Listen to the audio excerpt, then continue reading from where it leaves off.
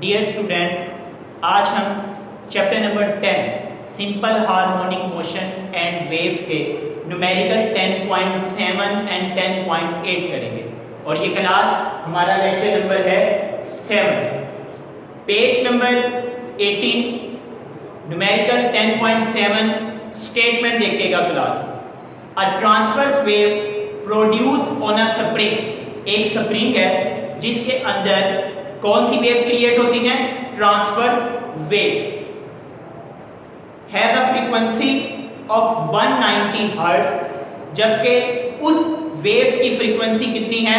190 hertz and travels along the length of the spring, और spring की length की direction में मूव करती है कितने मीटर?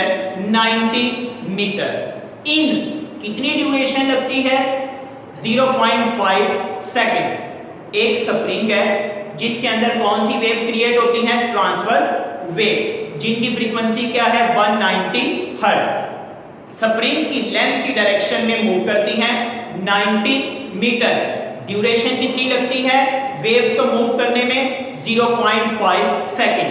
अब क्लास आपने इस न्यूमेरिकल के अंदर तीन चीजें फाइंड आउट करनी है।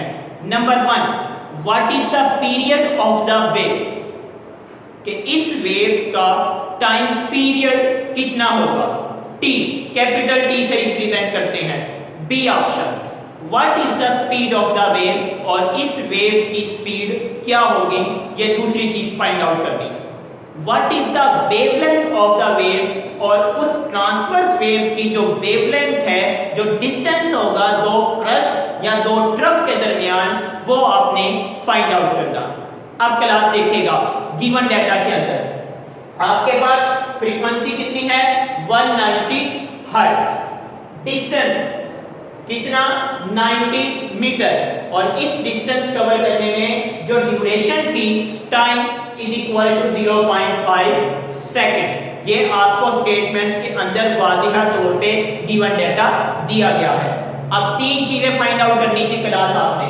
Number 1, time period of the wave, number 2, speed of the wave, and number 3, wavelength of the wave. अब क्लास आपने टाइम पीरियड निकालने का फार्मूला चैप्टर नंबर 10 में पेज नंबर 6 पे टाइम पीरियड की डेफिनेशन थी। Time period is equal to reciprocal of a frequency is called time period. तो इसका simple formula capital T is equal to 1/f। अब 1 वैसे का वैसे, फ्रीक्वेंसी की वैल्यू कितनी है? 190।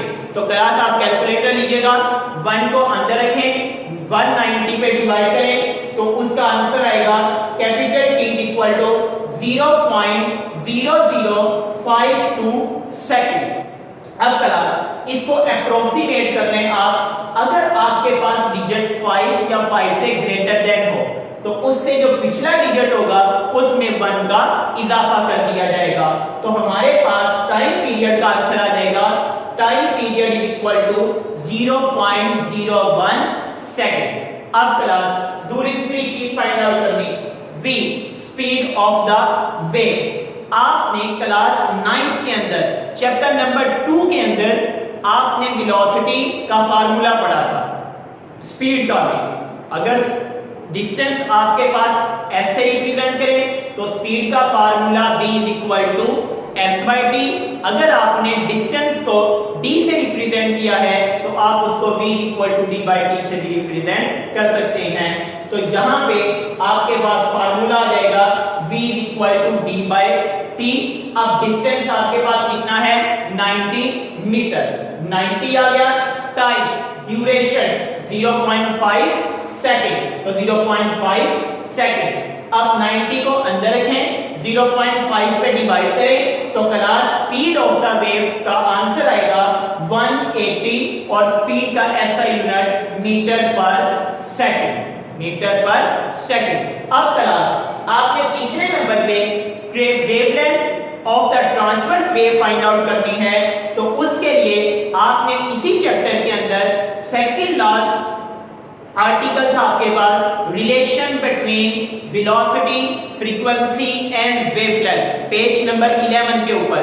तो उससे नेक्स्ट पेज पे रिपल टेन के टॉपिक के ऊपर आपने फार्मूला डिराइव किया था v = f लैम्डा। अब आपने लैम्डा निकालना है, वेवलेंथ को लैम्डा से रिप्रेजेंट करते हैं, उल्टा वाला लैम्डा निकालना है, f इधर मल्टीप्लाई कर रहे हैं, उधर जाके क्या हो जाएगा डिवाइड। तो वेवलेंथ का फार्मूला आ जाएगा लैम्डा = v/f।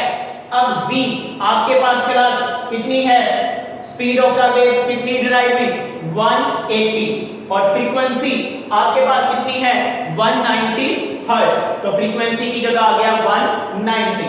तो क्लास 180 को अंदर रखें, 190 पे डिवाइड करें तो आंसर कैलकुलेट होगा 0.947। तो आप इसको अप्रोक्सीमेट 7 है तो इवन नंबर है, 1 का इजाफा कर दें तो 0.95, और लैम्डा क्योंकि डिस्टेंस होता है दो क्रस्ट या दो ट्रफ के दरमियान, और डिस्टेंस का ऐसा यूनिट क्या होगा क्लास मीटर। तो लैम्डा आ गया 0.95 मीटर। तो ये हमारे पास क्लास तीनों आंसर आ गए। अब इसके बाद क्लास हमारे पास न्यूमेरिकल है 10.8। स्टेटमेंट देखिएगा पेज नंबर 80।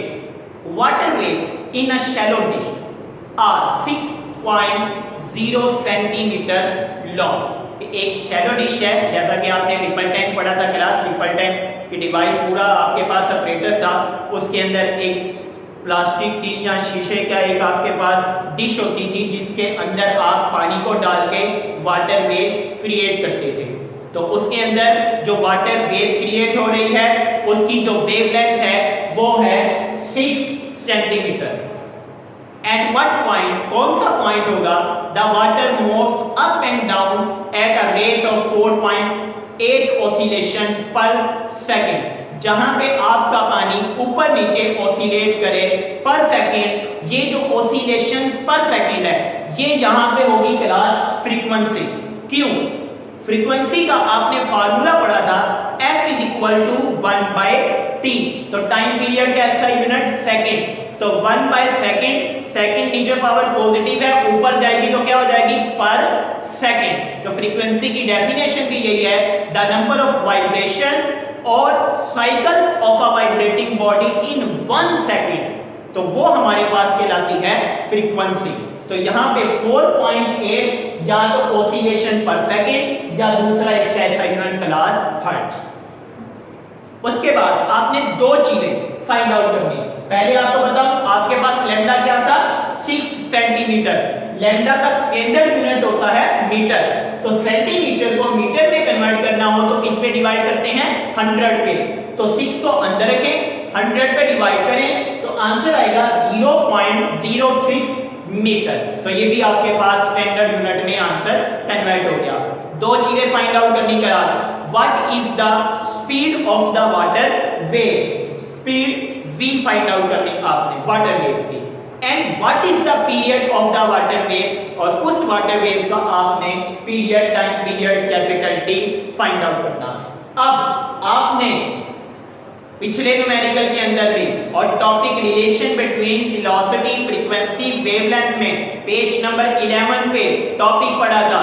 उससे अगला पेज 12 रिपल टेन के ऊपर formula v = f lambda, f की वैल्यू 4.8 मल्टीप्लाई बाय लैम्डा कितनी वैल्यू 0.06।